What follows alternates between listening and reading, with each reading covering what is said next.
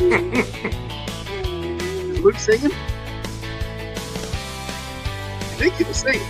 He's adding to the mix. He digs Dad's tunes is what's happening. Hi, Luke. Guys, it is 5 o'clock. It's Monday. It's time for a little after hours real estate. My name is Chris Peshek. I'm a real estate broker in Texas, just outside of Austin, in the amazing hill country, Dripping Springs, Texas. That is my buddy, a recovering mortgage addict. He is the finance bullion trader extraordinaire. I've got to come up with something more catchy than that still. Guys, that's Steve Babcock. He's also here in Central Texas in the Texas Hill Country, just on the north side of Lake Travis in Lago Vista, Texas. Beautiful Lago Vista, Texas, by the way. Dude, do y'all have water at the boat ramps? Yes. Okay, have y'all been out on your boat lately? We have not. Bruh. The boat was not being used because we didn't have the ability to really. We could access the lake, but it's quite difficult. And then over a 2-year period of time, both tires have gone flat. The gas is separated. It needs maintenance, and I no longer have a vehicle that can tow the boat. And suddenly, now there's more water than we know what to do with. So we're slowly another 1,000. Yeah, we're slowly making changes. We have a vehicle that can tow. It just doesn't have the hitch installed, which I have that. Need to find somebody that can do that for me because I'm not rated or confident at all. But working on it. Bust out another 1,000. It's a boat. It's a hole it sits in the water. It's a hole in the water that you just throw cash into. It's fine. At this very moment, I haven't done that yet, which is why it's not working. Yeah, exactly. Those of you looking to buy a boat should learn from my mistakes. And mine is kept in my garage. Imagine if it weren't kept in the garage and it was outside. Exactly. Guys, we show up here on Mondays and we talk about real estate, we talk about mortgage, we talk about macroeconomics around the world, microeconomics, we talk about everything. Now we're adding in a lot more talk about precious metals because that's what my friend here does now. He trades in, buys and sells precious metals. And the whole idea here is we're friends that just hang out and talk, and we want you to talk with us. So drop comments. Unless you think we're wrong, then just go find another channel. We want to hear from you. Right. Yeah, exactly. We want everybody just to pat us on the back and tell us how amazing and smart we are. That's what everybody in this world wants, right? Otherwise, yeah. And for this particular show, my son has joined us, Luke, who has nonverbal autism, so he may make some sounds that you may not recognize. And I just want to be clear that that's what it is before people wonder why there's a child screaming in the corner. Just wanted to throw that out there. He was singing earlier, man. We'll bet. Oh man, dude, because we've gotten so used to this, let's start off with some mortgage rate talk. Even though you're technically not a mortgage loan originator anymore, correct? That's fine. And by the way, guys, now that Steve is not a mortgage loan originator, you can have real conversations with him about and he can pull back the curtain. On the industry because he's no longer bound by ethics. The problem with that though is that there are certain things that non-mortgage lenders can't even say. So like a Fox News host can't tell you what the rate is, right? Like even if they will, or a CNN host or whatnot, they will, but they're not supposed to. It triggers RESPA laws. I didn't say you were going to talk about mortgage rates. I said you're going to pull back the curtain on the industry. Oh, that's true. I can do that too. Use them for just one moment. If you want to know how to get the best mortgage rate, if you want to know what lenders to stay away from, if you want to know what lenders to call Steve. He can now tell you all of the dirty work. I was the only one that used to be able to tell you that, but now Steve can do it as well. That's all I'm saying. That's all I'm saying. You can go with that. Yeah. So guys, the interesting thing, and dude, how many times last year this time and this year did you say it's boring? Mortgages are boring right now. They're stable. Okay, we're stable still. We've dropped about 1/10 of a percentage point from last week. We were about 6.32 last week. We're 6.22 this week. That number doesn't look great, but do you know what and this is an average, guys. This is not your mortgage rate if you go to get a mortgage. This is average. You could be below it. You could be above it. and that's 30-year fix. We've got 15-year fix. This is Mortgage News Daily, where you can find this information. You know what's interesting about 6.22, Mr. Babcock? What, that it's something like a 3-year low? It is a 3-year low. That I was talking about the last 3 years of just going up and down and kind of the same pattern? That's right. Same pattern. That is a 3-year low. And if you don't believe it, here it is. From 2022. Oh, here it's the 3-year low from here. April. Nope. Yeah. Where is it? This volatility even went further back, but I would say that's about when it really started, was right there. You know? January 2023 was lower. So it's not a 3-year low, but it's kind of a 3-year low. Anyway, it's boring. It's low. This is where we are. Do you see anything massively changing over the next 6 months? Yeah. Oh, yeah? Yeah, but not in rates. Not in rates. That's not in rates. Do you see anything massively changing with interest rates? Let's be very specific. Yes, thank you. I tell you, the truth is that rates are they're confused right now. They're not confident, right? Which is why they're boring. They're not moving drastically in either direction. They're certainly moving lower, which is great. Okay, it's great. But there's certain economic factors in play that prevent them from going much lower than that. Okay. Yeah, we're definitely seeing a trend from up here, right? Well, go back to where it was super low. Okay, everybody waiting for that is almost definitely not going to see it again. We don't need to see it again. Everybody complains about housing affordability and the price of houses is so high. This is why.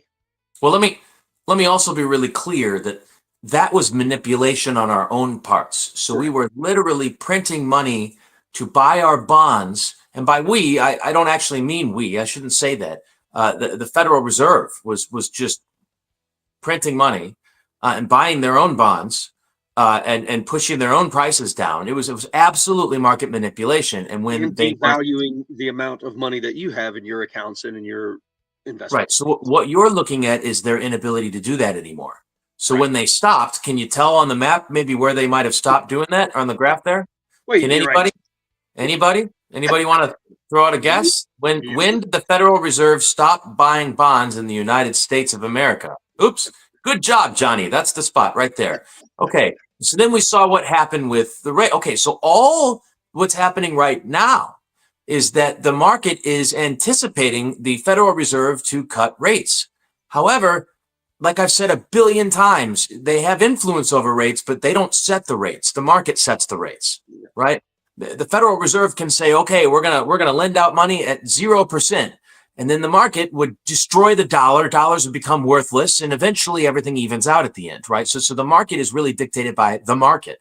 And in order for us to go that low again, we would have to continue to devalue the money. Now, has anybody been experiencing inflation over the last few years? Anybody? Anybody want to go out there on a limb and start guessing when it really started? Anybody? Anybody? Oh, good job, Johnny. There it is. Look at that graph. Okay, great. So do we expect inflation to go higher in the future? Well, I don't know. Well, let's look at what the market's telling us. Typically, when inflation's coming, gold will soar in price. Does anyone know what the price of gold is today? Has it hit 4,000? Oh, yep, at an all-time high. Has it hit 4,500? I actually was looking at the price of bullion for the average person, just going online, looking at web pages. It's beyond 4,500. Yeah. Gold value chart. Let's see. Live gold. I don't know if this is going to be a good chart or not, but let's see. Just go to austincoins.com. Oh yeah, is that 48 or no 4,300 live? Yeah, go to, yeah, that's great. So yeah, so then most dealers are going to put $200-300 over on that at least, right, on the coin. It depends on which coin, though, to be really blunt with you. Like gold eagles come with huge premiums over other coins, like or bars, for instance. So that's very interesting to me, Mr. Babcock. Why do very specific minted coins come with a premium over their metal value? To me, it seems to be related to their reportability. Do you want to get into this? Because it would be fun. What I can tell from what I've seen, there are laws in place for trading and selling and buying and selling bullion. Yeah. And if you sell a certain amount of certain types of this stuff, of these precious metals, then it triggers reporting on the side of the dealer or the person that is selling you or giving you the money, rather, buying the product from you. So, say you sell to your friend and you sell them, 100 gold coins. Well, depending on the coin, actually 20, like 30 coins or whatever. I actually have to look it up. I think it's like 25. It actually depends on the coin. Some of them are 25. Certain bars are 32.15 ounces, that kind of thing, right? But point is, if you have the one of those types, then the person that's buying it, that's giving you the money, has to report to the IRS that you sold those things. There are other types of coins where the person giving you the money does not have to do that, and it's up to you to report that. And not once do we ever suggest that people don't report, but I've noticed that the coins, in fact, we tell them you should report, and if you don't, IRS is coming knocking, right? But I've noticed that the coins that do not require the dealer to report your sale have a far higher premium typically than those that don't. And one of the most shocking things that most people don't realize is that all bars come with that reporting requirement. You do have to sell a certain amount of them. I think it's like 1,000 ounces of silver. So, that's a lot in terms of bar. But, at the end of the day, all bars are reportable eventually. But the coins are a different animal. Certain coins, yes. One of those is the American Eagle. That's right. The silver American Eagle and the gold American Eagle are non-reportable coins. Again, you have to report them when you sell, but I don't. And I won't. As the owner have to report. It is incumbent upon you. Right. So if I'm buying them from you, I'm not going to do anything about it. But if you're when you're selling them to me, you're going to have to report them. Yeah, man, those have the highest premium. So if you click on those, they should be like 45 at least. Where am I looking here? Go up to gold. And don't click, scroll over it. And then it's one of the first options, American Eagle, gold American Eagle. And these are an ounce? They come from 1 ounce all the way down to 1/10 of an ounce. Oh, okay. So the 1 ouncers, it looks like they're carrying about a $300 premium. That's about 8%. Now, what's important to note is that they also carry a premium when you sell them. Correct. You're not out that money. Yeah. Right. So you're paying more up front to get a coin with more options that you can pay or you can sell for more on the back end. So it carries in both directions. I think my next coin is going to need to be pure gold because I don't have anything that's pure. Oh, well, this ring is pure gold, but I think I need to check that out. Hey, let's go down. And guys, if y'all are interested in this, ask questions too, because I don't know any of this stuff. So now I'm going to ask you, Mr. Metallurgical expert. Great. So when you buy jewelry and you've got 10 karat and 14 karat and 24 karat, what are these coins? Well, you're looking at a 22 karat. Okay. And it's interesting, actually. I had someone give me jewelry on Friday to be melted down. Okay. Hey, gold's high in value. We don't like this crap anymore. It's from the 80s. It's out of style. Melt it down. Let some other jeweler make some new jewelry. They're great. Okay. And so they said, but just so you know, it's 12 karat. No, it wasn't. It was 14 karat. It's 14 karat. It's like, okay. What everybody bought. Yeah. Look, man, I know a lot about coins at this point. I love history. So that's been a big strength of mine in this job, right? Especially with the ancient coins.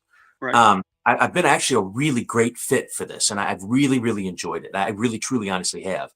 But I don't know everything. And I'm certainly not a jewelry dealer, right? I've never had that kind of experience. And while I do follow the price of gold, I don't follow it in carats.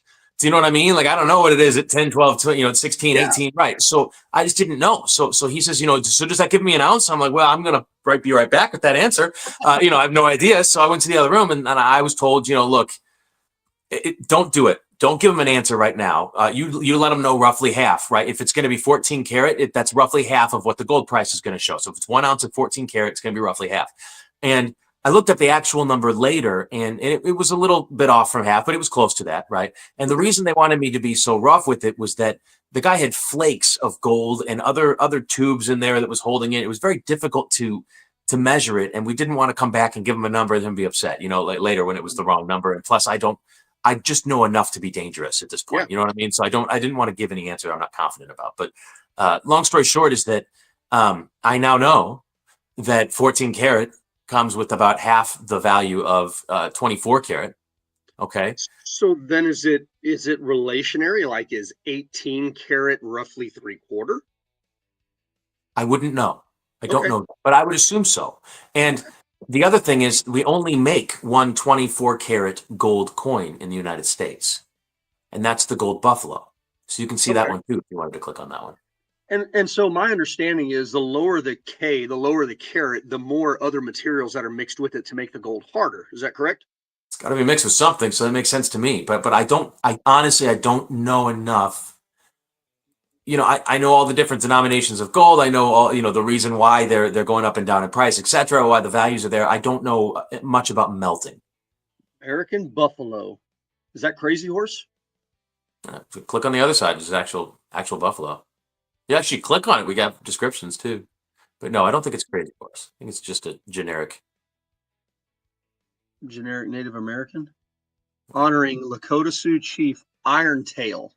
That's what I said. It's Iron Tail. Yes, of course. I'm asking you all the easy questions. Come on. Yeah, you know what? I don't have them all memorized yet. I knew it was 24 karat gold though.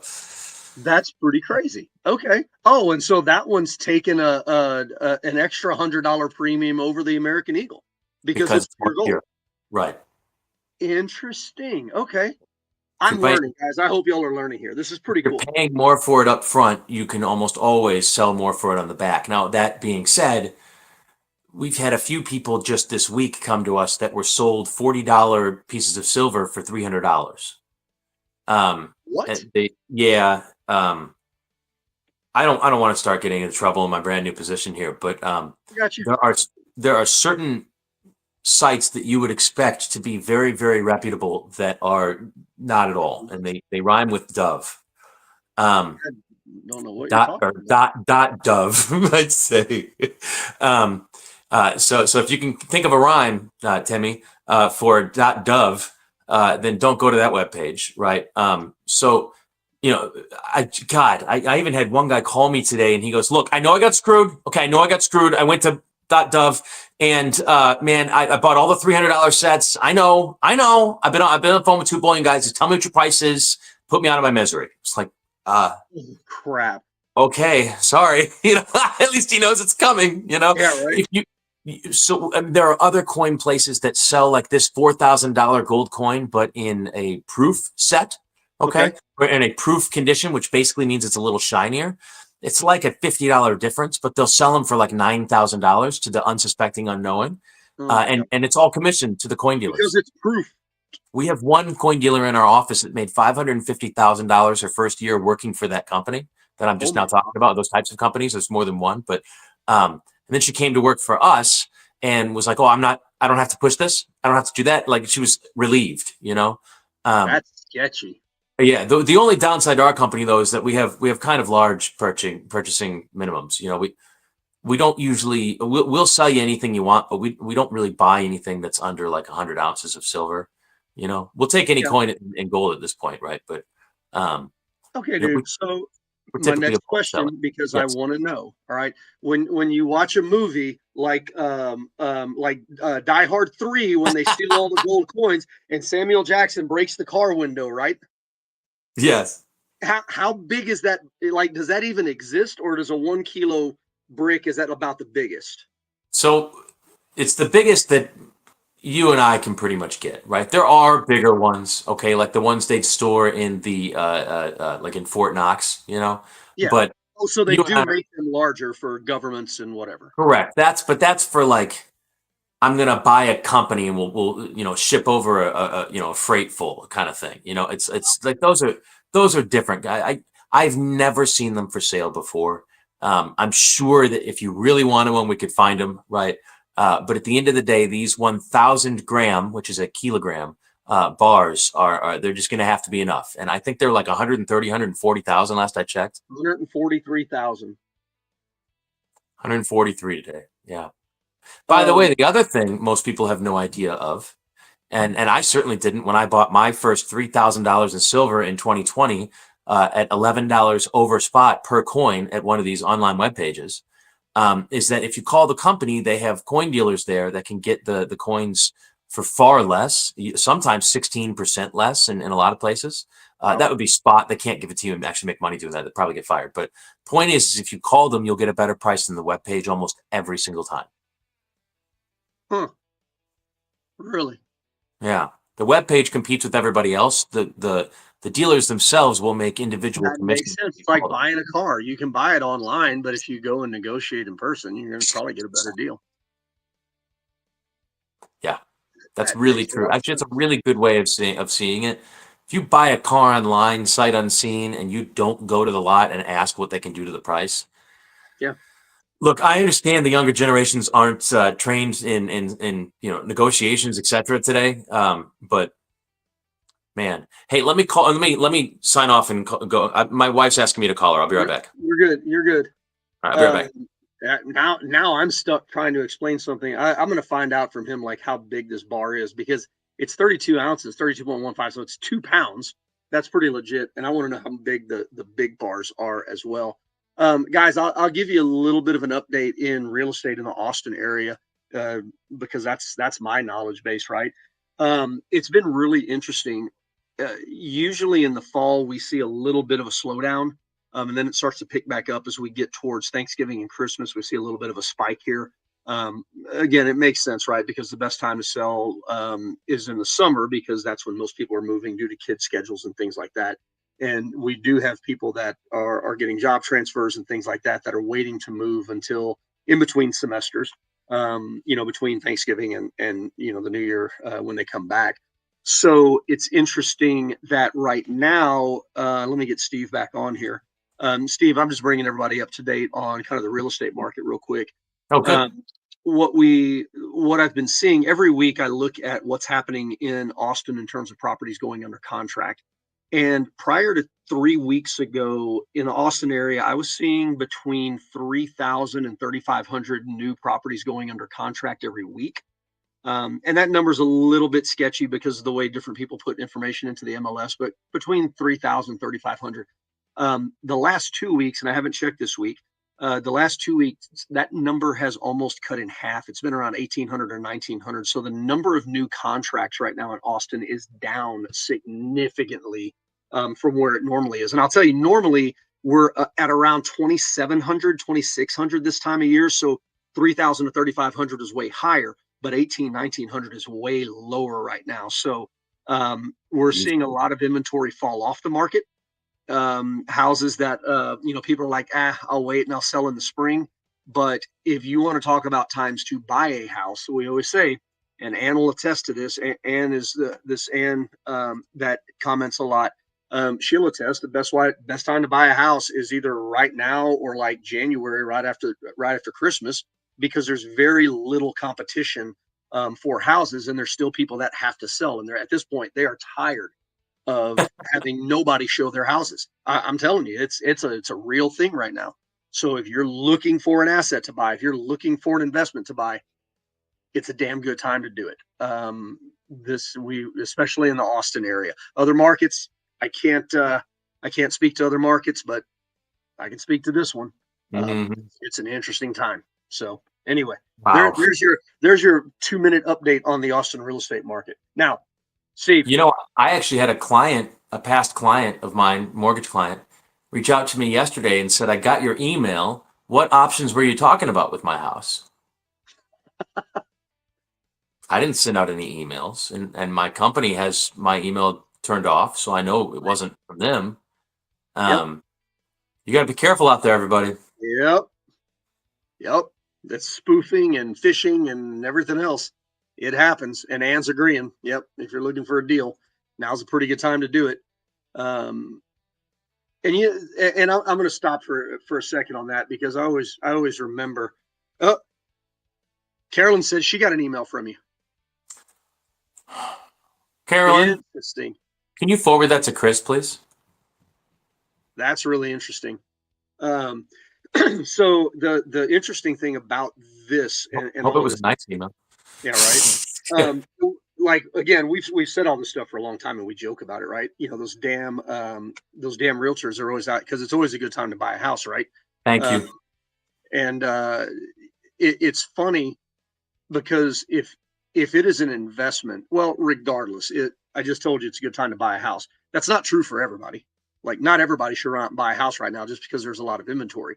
But if you've got the right strategy on it, if you're planning to be in it 5 to 10 years minimum, or put somebody else in it 5 to 10 years minimum, it's a pretty damn good time to buy a house, in my opinion. So, I'm not just a damn realtor. If you're not going to be in it that long, don't buy it, rent. True. What is it? At least 5 years? You told me that went up to 7, didn't you? It's between 5 and 7 now is the break even. Okay. Interest rate, and the interest rates have come down since we were talking about that. They were about 3/4 percentage point higher when we were talking about that. So that number's coming down just a little bit. So we'll call it 6. That's fine. Yeah, 6. call it 6. And what you call it? Rents are starting to pick up again now in Austin. So again, that number's balancing back out a little bit. But yeah, you got to have a plan to be in it. If there is a chance that you're not going to be in a house for at least 5 years, do not buy right now. Don't do it. So anyway, there you go. Agreed. Back to gold, because I'm freaking infatuated with gold, man. Wait until you see it. It's crazy. How big is that bar? I was about to say it's much smaller than you'd expect it to be. So it's 2 pounds. So it's probably about like this, right? About. Like a piece of butter. Think of it like a little bit thicker, like maybe 2 iPhones put together, kind of thing. Wow, really? Yeah, yeah, a little thicker than that, but yeah, around there. And I don't mean the small iPhones. I mean the big ones, right? But it kind of like they narrow the top, come wider at the bottom, and yeah, like a 1/2 inch thick, right? Yeah, but the idea of holding like in 2 hands enough to buy a house, it's just crazy. It's crazy. What it represents, what it is, it's just absolutely nuts. Dude, at $145,000, you can hold in one hand enough to buy a house. Depending on the house, yeah. These days, seriously. Yeah. That's house on wheels too. Yeah. Oh, yep, and saying the same thing. 5 to 7 years. Yep, that's freaking perfect. She doesn't have my email address, really. Oh, you should share it with the world right now. I will. And leave it up there for like 5 minutes at least. Okay. So happy you brought that to our attention-seeking attention. Yeah. Damn realtors. So that being said, let me ask you this: have you seen one of the giant bricks of gold? Like, have you? Yes. Is it cool? Not up close. Oh, damn it!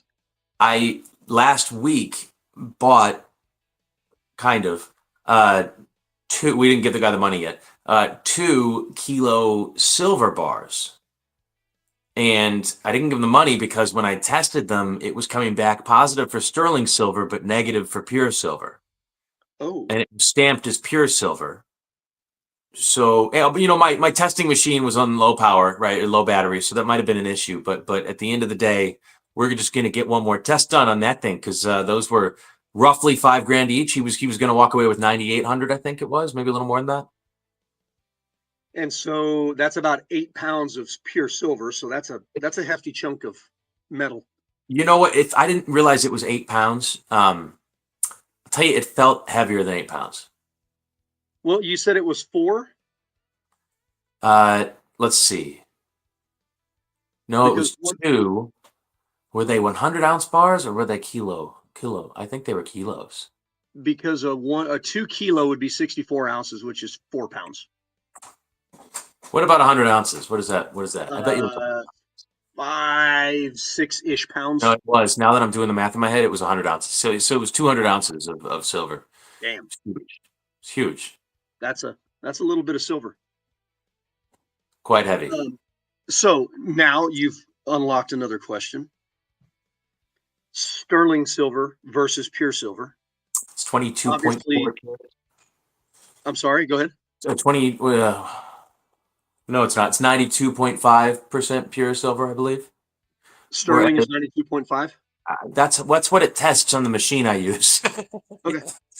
Well, I mean, but 92.5. again, it's like gold jewelry, right? There's different values of gold jewelry. So Right. because they put other alloys in it, I'm sure for sterling silver they do it to keep it from tarnishing. There's 3.9 gold and 4.9 gold. So they say 0.999 or 0.9999, and they each test differently. You can't get a 4.9 gold to test positive for a 3.9 and vice versa. This It's is 49 gold. Yeah, it's very interesting. I have to That go is take care of my son who just came in sure. with a problem that I have to take care of. All good. All good. Go get it. All right. Guys, Well, I would love for y'all to ask me a question because real estate is just not that interesting right now. So if you've got questions, let me know. Actually, you know what I'm going to do? I always say I'm going to do this. I find deals from time to time, and I say that I'm always going to do it like the deal of the day or the deal of the week. I found a fourplex, and Steve and I've talked a lot about duplexes, triplexes, and quads to do house hacking. If you're not familiar with house hacking, basically you buy a multi-unit facility and you rent out part of it, live in part of it. And we're really big on this for younger people. The client that I'm looking with now is my age ish, and just trying to, basically what he's going to do is house hack it, where he's going to live in part of it and rent out the other part. And what that allows you to do is you can take, if there's renters on one side, you can take, I believe it's 75% of the value of that rent and count it as income. So if you've got somebody paying $2,000 in rent, you're generating an additional $1,500 in income from where you are. So what that essentially allows you to do is, let's say that you're single, or you're married, you're younger, you don't have high income yet. Well, if you can take an additional $1,500 a month as income, um, it'll allow you to qualify for more. And the actual house hacking part is you live in part, somebody pays you rent. And then when you're ready for that next stage of life, whether you get married, you have kids, or you're just ready for another duplex, you take renters and you put them in the side that you've been living in. And now you've got two incomes coming in. And now you go buy your next property. So that's that house hacking thing. So today, came across a property. It's a fourplex. It's in South Austin, fully renovated, all four units. All four units have renters in them, and they are generating. It was $5,800 a month in total rent, and if you put, it would basically break even if you put in, I think 10% down on it. It was listed at 750. And so it'd be a break even at 10% down. And if you were renting a part of it, you would basically have to pay $2,000 a month in mortgage to afford a $750,000 property. So house hacking is a good option for a lot of people if you don't mind living in an attached wall unit. But you know what? People always bitch about there's no affordability. Well, guess what? I just gave you a way to buy a $750,000 property to have for roughly $2,000 a month, and somebody else is paying the vast majority of the bills on it. I yeah, just and made by the way, housing affordable. if you don't like those shared walls, chances are you already have shared walls. So what's the difference? Probably. Yeah, especially if you're renting, whatever. Yeah. So I just gave you a way to literally buy $750,000 for $2,000 a month. And Housing have is somebody else pay for affordable. most of it. What's that? I said, and have somebody else pay for most of it. And have somebody else pay for most of it. And that's within about 15 minutes of downtown Austin and 15 minutes of the airport, 20 minutes of the airport. Don't tell me housing's not affordable. You just don't necessarily want to buy where it's affordable or how it's affordable. Look, I'm not here to make friends. I'm just here to make you rich. I think I'm going to do that as my tagline. Me too. That sounds great. Don't go to the .dov website. I'm not here to .gov. make friends. Anything that rhymes with DOV Dove. Yeah. Don't go there. love. Dove love. Yes. So, what else is new in real estate? Any new exciting projects coming up? Man, Any I'll new throw 3D this out. printing that's going to save the world? No 3D printing that's going to save the world. I'm working on a couple of things with a business partner right now. If anybody is interested in ultra high end luxury in the Texas Hill Country, let me know. Stuff that's, call it north of $6 million for about 10,000 square feet. You're going to have 17 opportunities with acreage in an exclusive, very exclusive subdivision. So that's something that's happening. Fun. What's that? Is it fun? Oh yeah, real fun. Can I I'm get gonna down the landing strip? You can't do a landing strip. There's not big. The lots are not big enough, but you can definitely ask for a helipad. Oh, Um, cool. Yeah, that's and good. and that is very much doable. For that price point. So, if you need a helipad, we can do it. Now, if you want a helipad on the roof, it's probably going to push up, 7 million or so. It can be done, but Right. there's structural load and stuff like that. Might be Uh, able to get a discount if you let Chris do a video on top of the roof with your helicopter for a day. Just throwing it yeah, out there. exactly. Yeah, yeah. We can work in discounts. So, if anybody's looking to acquire some major assets, let me know. That's It's fun. going to be a video crew there. Let's just be clear. Absolutely, absolutely. Yeah, it's not going to be me with my phone. I guarantee that. What else is fun that's happening? Um, Also talking about potentially doing a neighborhood based around sustainable farming and neighborhood gardens and neighborhood livestock for milk, butter, the things like that. That's a Very, possibility. Yeah. So very, having very, very, very cool. Because having interesting conversations right now, man. I feel like a lot of the people in Texas that want to buy that kind of land with that kind of money would also want to have those kinds of skills. That's counterintuitive to normal thinking, right? But with the price of gold going up, you should hear the conversations I'm having with people on the phone. Is real estate slow because too many houses have been built, or is it the economy, interest rates?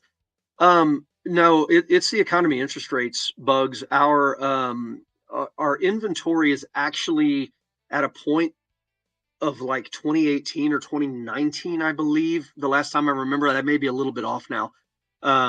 But our inventory is not super high. But what we do have is a large amount of new construction, and the reason is because new construction can give away massive discounts and make it, dude, Steve, you'll love this. The last advertisement I got from a new home builder out here in Dripping Springs, it was a 3-2-1 buy down. Okay. First year 1.89, then 2.89, then 3.89, and then the fourth year it's fixed at 4.89. That's nuts. And these are houses, like, these are, for Dripping Springs, these are affordable houses, right? They're going to be on small lots. Most of them are going to be 1,500 to 2,000 square feet, 380 to 550 in that price range. But brand new houses, 1.89% interest rate for the first year, 2.89, 3.89, and then 4.89 fixed. I mean, if we're at 6% right now, give me a rough ballpark of what it would cost to buy down 1.25 interest rate, 1.25 percentage points. Man, that is such a hard question. The answer is a lot. Yeah, but for everybody watching, you've got to understand your rate is not set in stone. Once you lock your rate in and it's fixed, well, then yes, it is set in stone. But when you're getting your rate through your lender, too many people say, well, what is your rate? Not realizing that that lender has many, many, many, many different options of rates for you that range plus or minus one to a few percentage points. And I don't mean like 0.01. I mean, like, if you're at 6, you could go down to 5 or even 4 if you spend enough money and if the lender has the options. Now, those options become available to the lender in a more plentiful way when your finances look more rosy. So if Yeah. you have, $2 million in reserves just sitting in the bank and you're buying a $100,000 home, the system's like, let's go, whatever this guy wants, and he gets the best rates and whatever. And that just, it's just a way to, there's like 42 bits of information that goes into what options that thing kicks back out at you. Okay. Yeah. And these lenders and these building lenders, right? They're getting a kickback from the builders. And then they're using that money in addition to some of their own money and yours. Let's be very clear here. They're also using your money. Yeah, you're not getting that rate for nothing.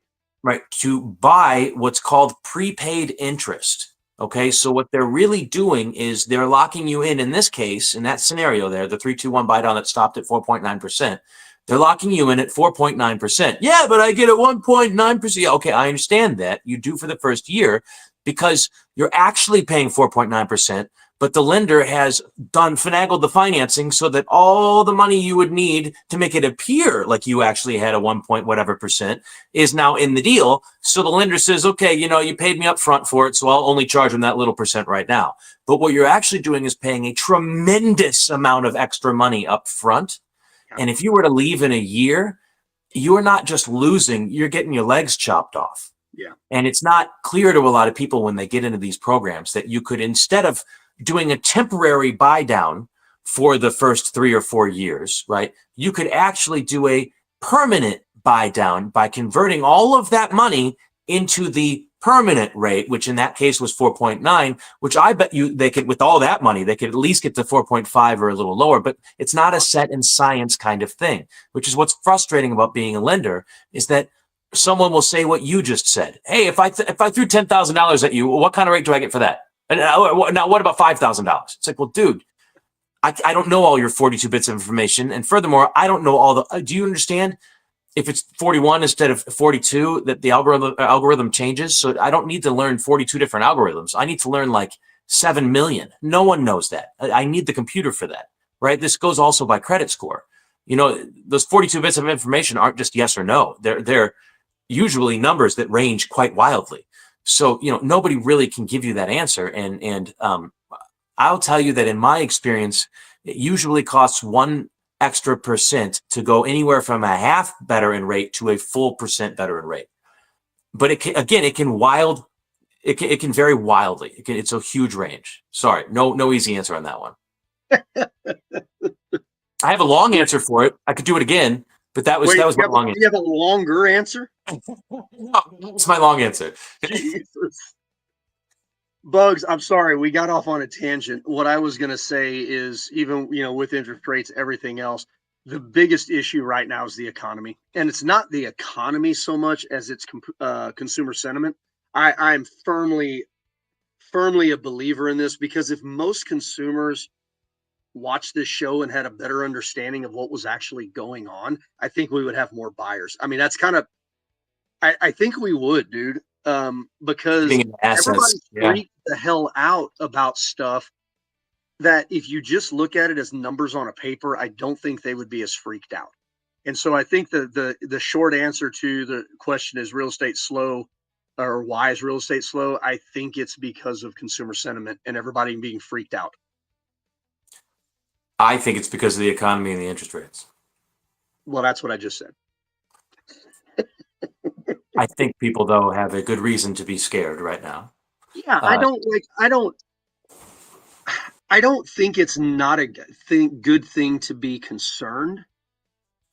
But I think if you looked at things like, look, if you're going to buy a house and you're like, I'm either going to buy a house now or I'm going to buy it next year or the year after that, and you start looking at the real ramifications of the numbers and answer some questions like, how long are you going to be in it?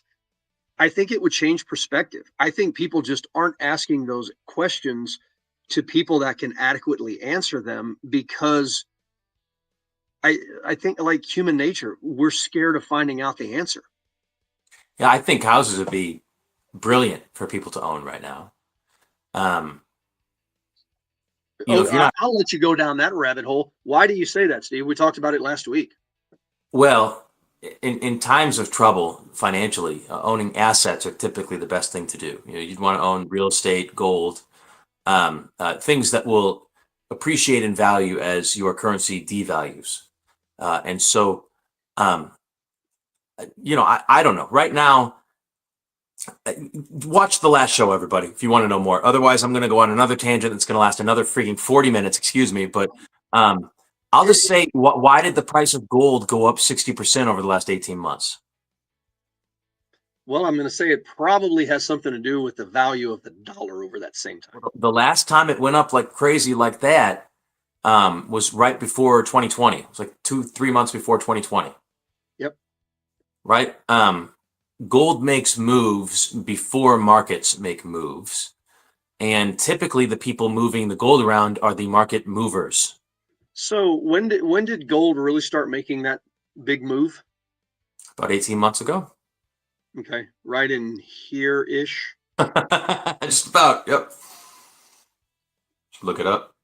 I mean, no, I didn't. I'm looking at what you're saying, and it makes complete sense, right? So you should look. Um, Yeah. I just, and it goes back to this: if the value of the dollar drops by half, what Steve's saying is the value of the assets are going. I'm not going to say they're going to double, but value of assets is going to go way up because it's going to cost you more dollars to buy the same asset. You talk about So it with gold all the time.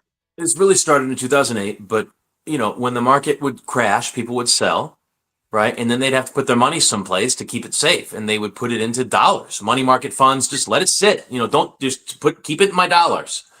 And then 2008 happened, and we kind of broke our own system Yeah. by printing so much money. And then Joe Biden happened again. I don't like going into politics, but when he withheld Russia's money and weaponized our currency against Russia, the rest of the world, whether they liked Russia or not, realized that threat. Whoever the president is at the time in this country that changes every 4 years might not like us, and they might use our money against us and crash our own economy. And guess, if I'm holding that bag, then I'm going to get blamed for it. And, I don't think this sounds very cool. Remind me again why we printed so much money in 2008.